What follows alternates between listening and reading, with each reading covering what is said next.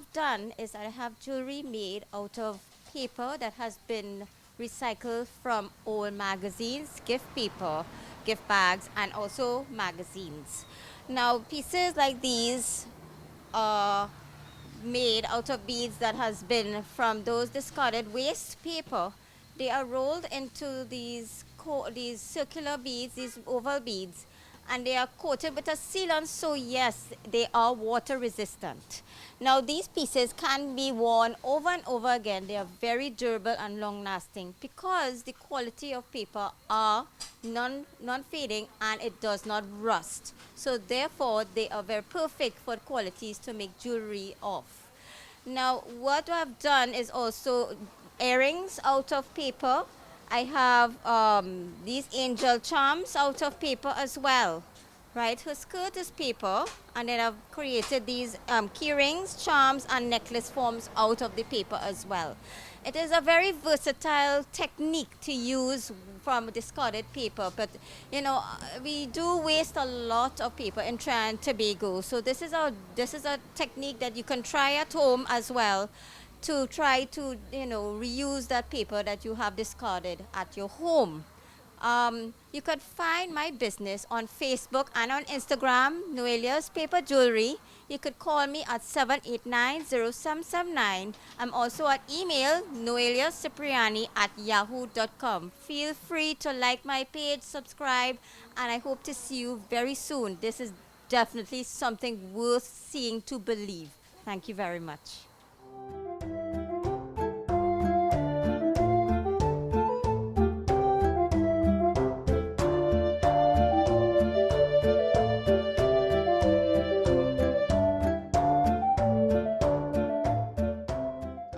One of the products that we designed and currently marketing is this product, which goes by the brand name of Captain Turner, the household compost tumbler, right? So basically this is designed for persons who want to compost their organic kitchen materials. So if you peel your potatoes, your provision, leftover rice, that type of material, instead of discarding it in the bin, and which will go to the landfills, you have the alternative option of composting it and creating organic compost material that you can add to your kitchen gardens, your potted plants, and anything along that sort. Right? So how it basically works is that you would collect your green material, which would be your kitchen scraps, and you mix it with brown material. Brown material would include things like shredded paper, wood shaving, sawdust, right? And you mix it. Well, if you're using our system, this Captain Turner tumbler, we recommend that you mix your greens and your browns at a 1-to-1 ratio. That works best for this system, right? So you mix the greens and the browns at a 1-to-1 ratio. If you watch here, you'll see there's a fill line. So we advise persons do not overfill it because you need a headspace of air. You don't want it to be too heavy so that it can rotate and tumble properly to allow proper mixing of the material. So once you fill with your scraps and the brown materials and you reach this point, it usually takes anywhere between 10 to 12 weeks of decomposition to produce composted material, right? So I have a sample of what almost completely composted material would look like. So if you look on the camera, you will see. So this would have started off as peels. In between there, you're seeing some eggshells. Eggshells will leach calcium into the final product. So that usually works well for people who want to plant and grow tomatoes, right? Because they have problems with calcium. So that's it. The product is a compost tumbler. You are able to recycle your organic waste and produce a product that is useful for your kitchen gardens.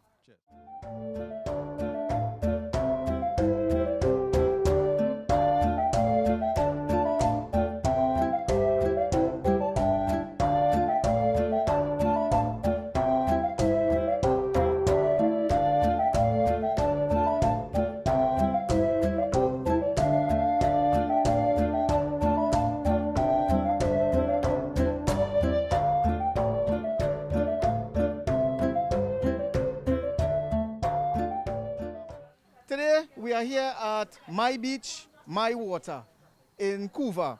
And today we're just going to run you guys through some of the stuff that we have and some of the stuff that we use on a daily basis when we on the beach. Right? So firstly, let's start on this direction here. As you can see, this is a wetsuit. We incorporate this in the lifeguard service when we do dive training, rescue, retrieval of bodies and stuff like that. So this is what the wetsuit looks like. We use the mask and snorkel, obviously, to see under the water. We have the flippers. And this little thing here is called spear air. This is basically a mini version of the big cylinders that you would see the divers have on their backs. So this is a small version. This normally gives you like about 5 minutes under the water. It depends on how you breathe and how deep you go. Right? So this is easy and ready to go.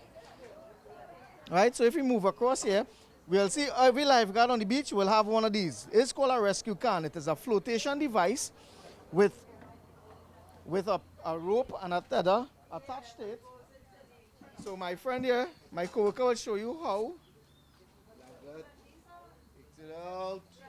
Right. So the strap goes around the shoulder. The lifeguard will then run into the water, cross the waves, swim, reach to the casualty, and we'll then hand off the flotation device to the casualty. Now this, you'll notice it have a lot of handles right around, so it's very easy to grip in the water.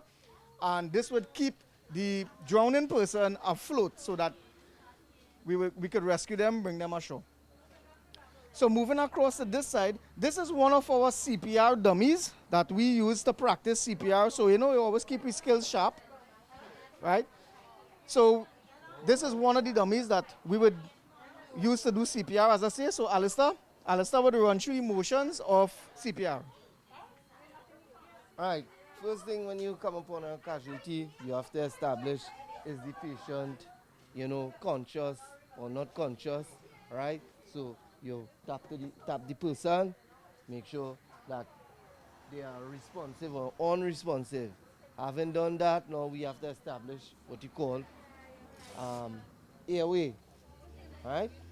So you maintain that airway, right? By just doing what you call a head-tail chin lift. When you do that head-tail chin lift, you have to analyze whether or not if that casualty is breathing. So what we do, we look, listen, and feel for approximately 10 seconds, looking at the rise and fall of the chest, feeling for any warm air.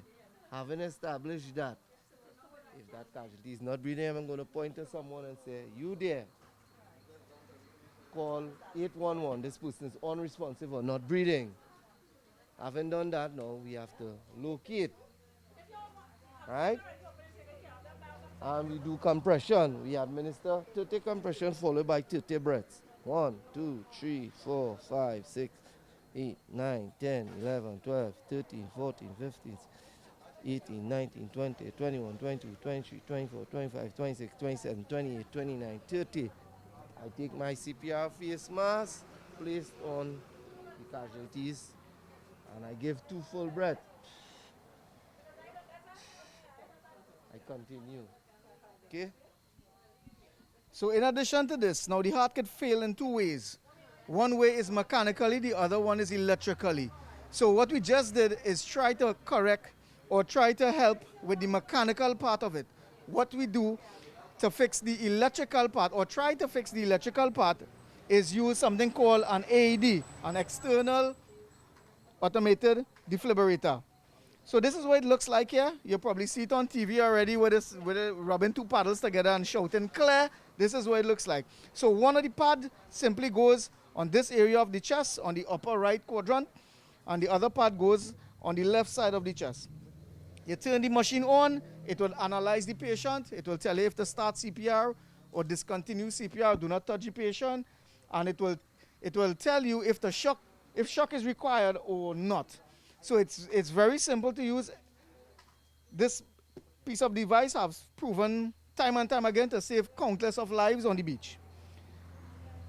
So as you can see, what Mr. Alistair did, he had used the CPR pocket mask, and he had to blow into this mask. So in our unit, we have what we call a BVM, or a bulk valve mask. So Alistair will demonstrate how this valve mask works. This is this on the casualty phase. After you do compression, or if you need to just do rescue breaths, and you squeeze.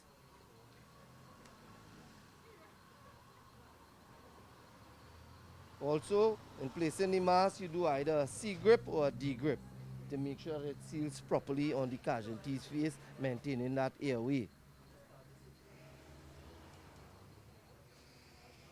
And that is how it's being used. Right. So let's move along, and you're probably wondering why we have this nice little baby here. So besides practicing on adults, we also practice with children and babies. So with the babies, we'll just show you a quick demonstration of what to do in case your baby is choking. Now, if you have an infant choking, first and foremost, we're going to check if we see that the infant's finger bed, nail beds are purple, which you call cyanosis, showing lack of circulation of oxygen, or around the earlobes, around the lips.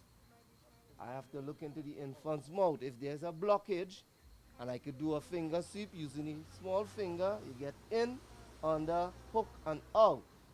If it's further to the back of the throat, we're not going to attempt trying to get out that object or that blockage. So what we have to do, we have to administer back blows. So in maintaining or approaching back blows, you place your hand, giving that support to the chin and behind the back, and also making sure to maintain the head. Head being the heaviest thing on an infant. You don't want that head to go back or forward to create any kind of cervical spinal injury. And you flip the infant. All right? With a slope, gravity, using the ball of my palm between the two shoulder blades. 1, 2, 3, 4, 5. The object have expelled or came out. Maintaining the head, flip the infant around. Bring. I have to do compression because the baby is not breathing. Locate from the nipple line, 2 fingers, center of the chest, doing 30 compression, approximately 1/3 depth of the chest of the infant. 1, 2, 3, 4, 5, 6, 7, 8, 10, 11, 12, 13, 14, 15, 16, 17, 18, 19, 20, 21, 20, 23, 20, 26, 27, 28, 29, 30. Seal the mouth, your mouth over the mouth and nose of the infant, and you puff from the cheek. You repeat that cycle. Alright? Right. So moving along here, this is a suction device. So in the event that my baby is vomiting or the adult is vomiting, we can always go into and suction out all the liquids and fluids and things and stuff like that, right? These are called oral pharyngeal airways. These help to create an airway and to maintain an airway on our casualty. What this does, this goes into the person's mouth, hugs the tongue, and holds the tongue up, because the tongue is one of the major contributors of a blocked airway. Right, so this helps with that. You can see it has some holes here and some grooves so that air could pass. Obviously, it comes in different sizes, right? Along with the stethoscope to listen to breathing, the sounds of breathing, to listen to heart rhythm, to do blood pressure reading and stuff like that. And our basic first aid kit. So in the event that you come to the beach and you got lacerations, something sticks you in your feet, you know, we will be able to administer first aid to you, right? So moving along here, in case you were wondering, how can we identify a lifeguard? This is what the uniform looks like. It's a red, yellow T-shirt with red pants, with the word lifeguard written on it. You will see some of us with hats.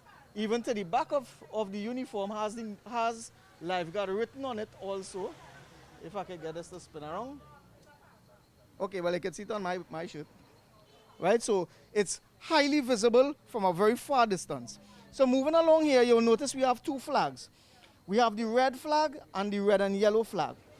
Now, firstly, the red flag means danger. So you would not want to bathe in front of or between the red flag. It signifies danger, such as rip currents. It might have a log in the water. It might have a jetty.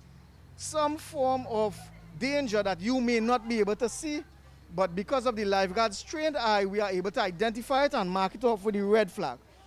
Moving on to the red and yellow flag, the red and yellow flag marks the patrolled area of the lifeguard, right? So this flag would mark the area where the lifeguards would focus most of his attention to, right? So that's the area you want to bathe. So you're bathing between the red and yellow flag. Now, there is a degree of danger in that area still. That's why we still have the red in the flag and it's not a full solid yellow, right? So these are just some of the equipment that we use on a daily basis on our nation's beaches. I would hand over to Mr. Alistair so he would be able to let you guys know some of the beaches that patrolled by lifeguards.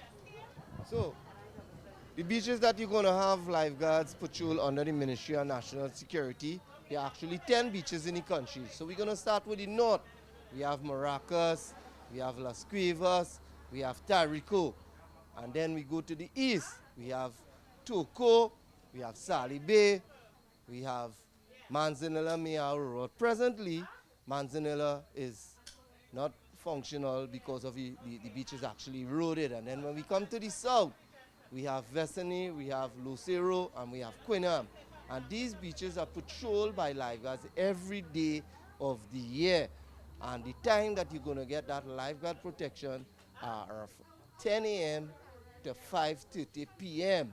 So what we advise that when public go to the beach or visitors, you try to go to these beaches that have the lifeguard protection and you swim within these hours to get that level of coverage. Okay? Now we just want to leave you guys with some beach safety tips. So again, always look for the lifeguard. He is easily identifiable by this. Feel free to walk up on the tower. Well, not on the tower, but just hail him out from on the tower and just, ask questions about the area, some of the dangers, some of the stuff that you need to look out for, stuff like that.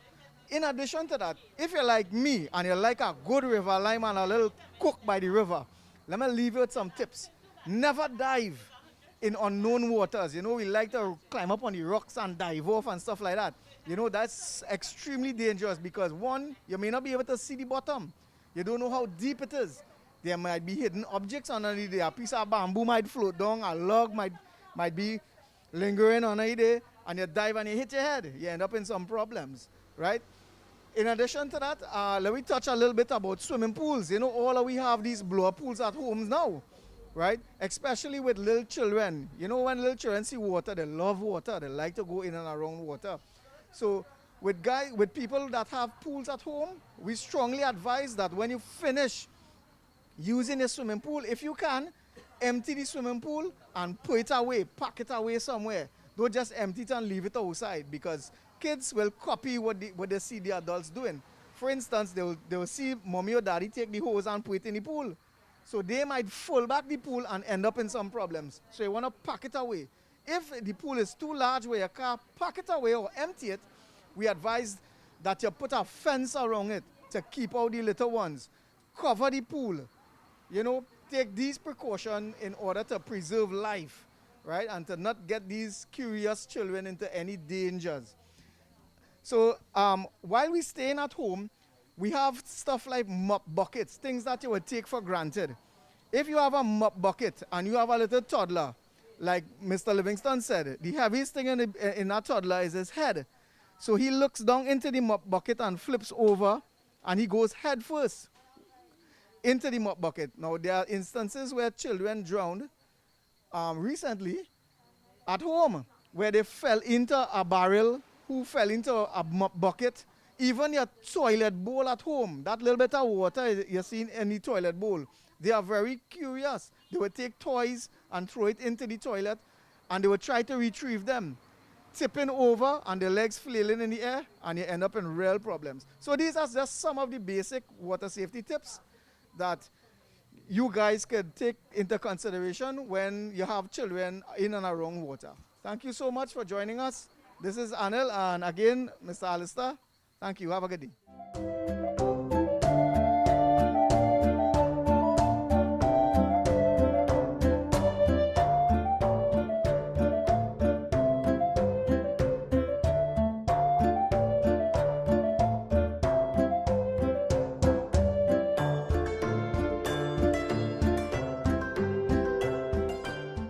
I'm here talking with our lovely Early to answer any questions she may have about being a marine biologist.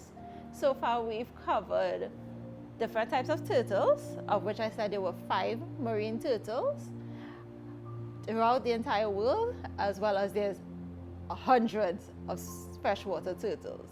So we just covered the marine turtles, of which the leatherback is the largest. And we were talking about how big a leatherback is, comparing it to a car, and how they crawl up on the beach to dig around and find the perfect spot so they could lay their eggs.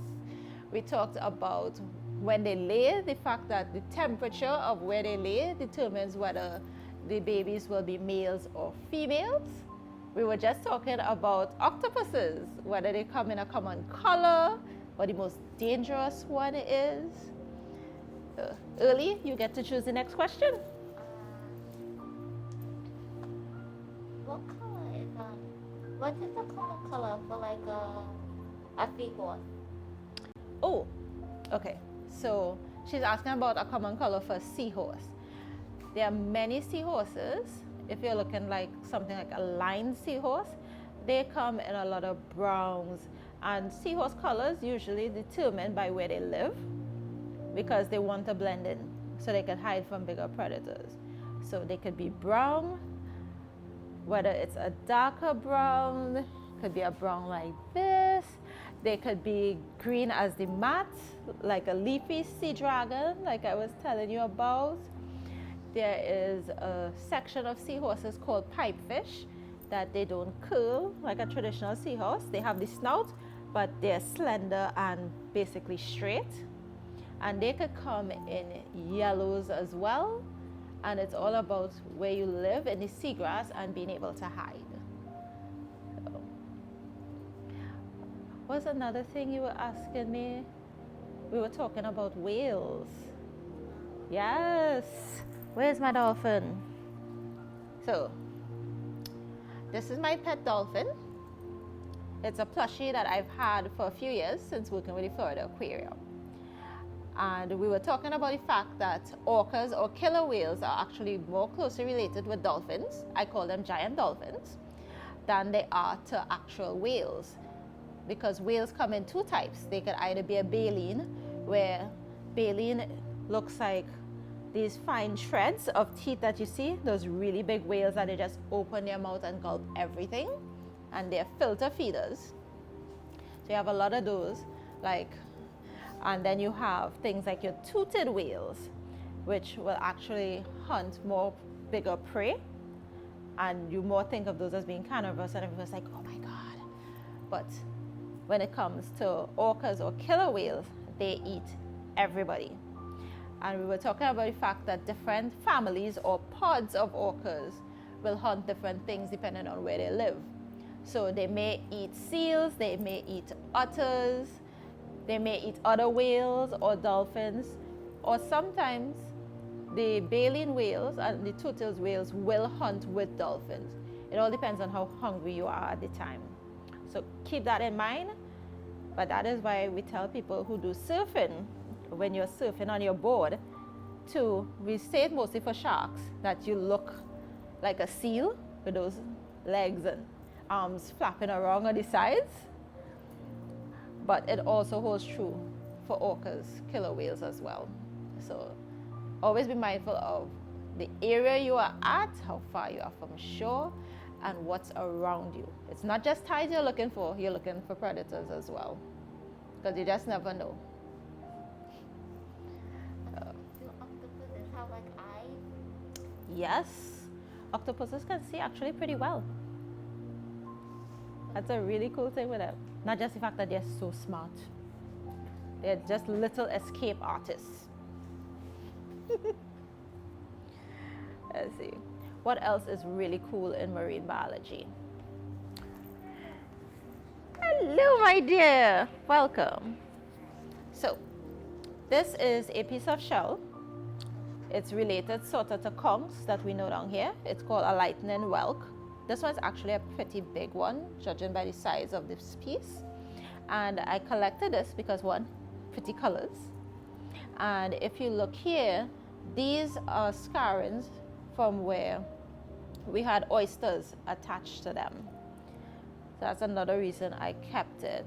And there's actually some teeny tiny little oysters here. They're dead, but you could see where they're still attached versus where the bigger ones broke off. And usually when I go out to the beach, I look for cool shells that I could take home and be like, okay, how did this happen? Like, where did this come from? And I've worked with different shell collections, and I've noticed that the Pacific Ocean, which is much colder than the Atlantic where we are, have these really bright shells in all different shapes. And some have spots and some have stripes. And they're like, it's like watching flowers. They're like flowers underwater. Like, you'll think of coral as that because they produce chlorophyll. My cousin have like a box of shells. Yes. And she like looking for ones that have holes so she can make a necklace out of it. That's a really good idea. You could make a necklace or you could make earrings. Those are also really cool. And that's something you get to keep for life. So thank you, ladies, for coming today. Did you have fun downstairs? Yes, I had a lot of fun. Did you take photos in your cute little mermaid tails? Yes. Nice. Did you learn anything cool from the lifeguards? I haven't got to talk to them today. So tell me what you learned. We learned that we some devices like it have an air pumper to like pump like water or to make them help them breathe. Mm-hmm. But if you also they have like a pocket, like a tiny version of that, that you keep it having the pocket. Right. Don't have water that CPR. Ooh, that is pretty cool. I wish I had one of those. Did you learn anything cool from the lifeguards today? Yes, I learned that that is like an electrical cord Mm-hmm. that makes the heart beat. Yes. Like and the top part of your heart beats with it, and then it's like Oh, yes. and if like you're down or something, your heart will not be like this. It will like it have something wrong with it. Yeah, and then they'll have to shock you back to life. Right. When they do like cars or something. Yes. That's like the similar thing, but like different. They have like two cards and they play on your body Mm-hmm. and it will shock you. Right. And that's to make sure that your heart starts back. Or at least it gets back in rhythm again. Very nice. Thank you, ladies. You taught me something new. And I had so much fun with you today. And hopefully we get to play again another day. Yay. Yeah. Great. Thank you. Bye, guys. Thanks for listening.